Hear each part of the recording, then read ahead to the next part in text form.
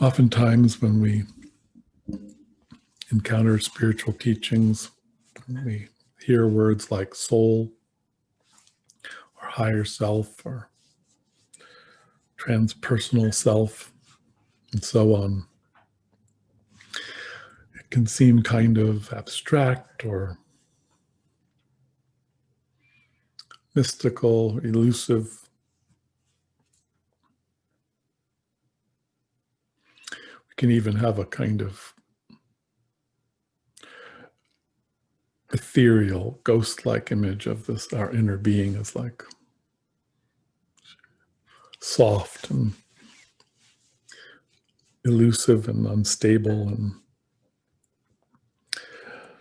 But actually, contact with our soul is in some ways simpler and more easily accessible than we might imagine sometimes, because our soul, part of the basic nature of the soul is that it's an expression of spiritual qualities. So in moments when we feel a spiritual sense of peace, we're simply in touch with feeling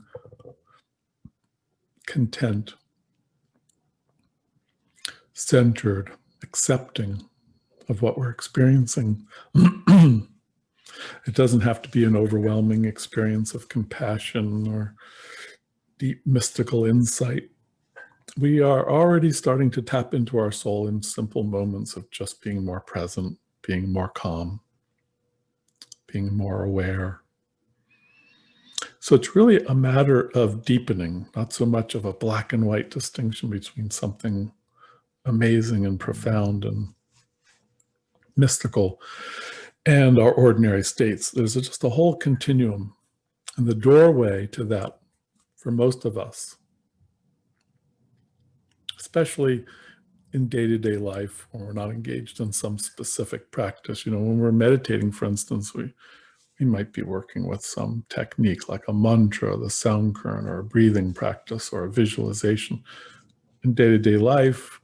And all of those facilitate awakening and deepening and transforming and purifying and integrating soul consciousness.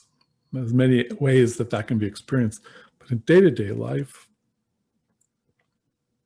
in those moments when we kind of come back, we come home, we remember.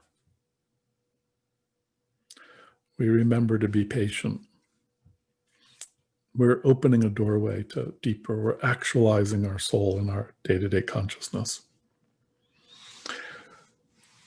And so it can be as simple as that when we are able to be aware, let's say, of an uncomfortable emotion, let's say there's sorrow passing through our experience, and we're able to be with that sorrow and be aware of it and be accepting of it, be equanimous towards it, neither trying to get rid of it nor being drawn into it, or just able to, and it doesn't have to be perfect equanimity, perfect acceptance, certainly not even a perfect, deeply loving and compassionate awareness. It can just be being at peace a little bit. In that moment, we're differentiating, we're shifting into being our souls more and experiencing our personality as part of our life with its emotions and thoughts and the physical body and our behaviors and our memories. But in that moment, we're just kind of making that subtle shift into attuning more to the soul by being soulful. And that in itself is not only transformative, awakening, but it's also a blessing to the world around us, because we're an integral part of the world. Any shift that happens in us, whether we know it or not, whether we intend it to or not, affects the world around us. In fact, even beyond a simple energetic connection to our immediate environment, for instance, and those that are nearby, we have subtle karmic links to people forged in these and other lives. And as we shift our consciousness, these threads of connection, these karmic patterns go through transformations, and that actually subtly affects those people too.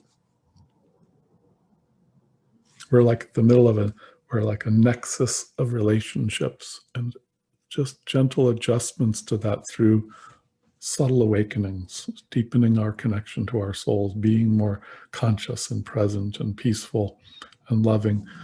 It's changing that whole pattern of relationships. It's subtly transforming those patterns.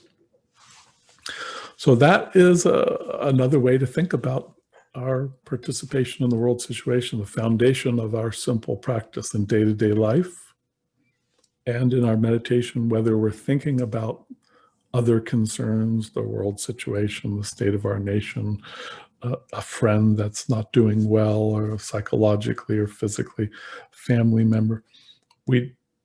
It's fine to work in those ways, but I want to keep reinforcing the power and simplicity of the essence of awakening, the essence of deepening our state of soul presence through simple practice like that.